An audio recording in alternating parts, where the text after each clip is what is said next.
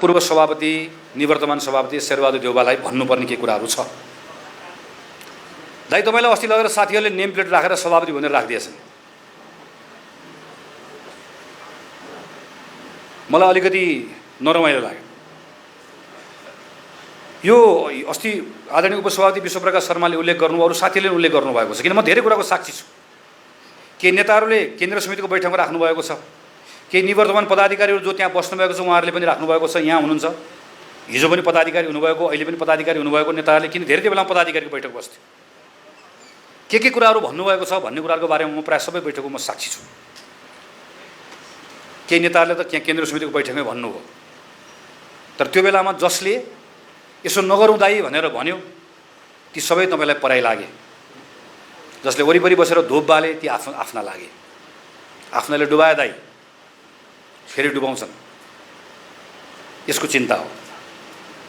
भाद्रको 22 गते पनि हामी शेरबहादुर दाइकै घरमा थियौँ। भाद्रको 23 गते बेलुका पनि त्यही थियौँ हामी त्यो दिन पनि के कुराहरू भनिरहेका थियौँ। भाद्रको 24 गते बिहान पनि सम्भवतः संवादमा भएको मान्छे म मात्रै हुँला, टेलिफोन संवादमा भएको मान्छे।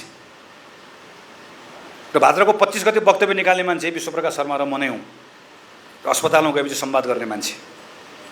असोजको 28 गते शेरबहादुर दाइलाई याद होला, असोजको 27 गते बेलुका दुईटा महामन्त्री, तत्कालीन महामन्त्री बसेर केही कुराहरू गरिसके पछाडि 28 गते नै हो नि यहाँ बैठक बसेको।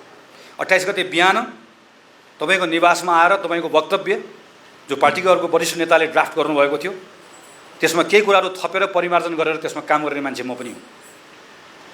र असोज 28 गते बडो सम्मानपूर्वक तपाईँलाई हामीले यहाँबाट बिदा गरेको, र त्यो दिन हामीले हाम्रो सभापतिमाथि गौरव छ भन्ने कुरा हामी सबैले यसलाई राखेको पनि हो। फेरि तपाईँलाई लिन आए, फेरि बोलाउन आए साथीहरू, दाइ सब कुरा भइसक्यो नेपालमा आउनु पऱ्यो भनेर आए। कसैले तपाईँलाई संसद पुनर्स्थापना हुँदैछ भनेर बोलाए, कसैले होइन दाइ फेरि सब ठिकठाक हुँदैछ भनेर बोलाए। फेरि ढाँटे दाइ, अलमलाए। अस्ति विशेष महाधिवेशनको दिन जुन दिन हामीलाई कारबाही भयो नि दुईजना महामन्त्री र फर्मुला दाइलाई, त्यो दिन बिहान पनि विश्वप्रकाश शर्मा र म एक बिहानै पुगेको हो नि। त्यो दिन पनि हामी तपाईँलाई केही कुराहरू भन्न चाहन्थ्यौँ, तर त्यो दिन पनि तपाईँलाई सब मिलिसक्यो दाइ, यी दुईटा केटालाई ठोक्दै हुन्छ भन्दै भएन। फेरि ढाँटे।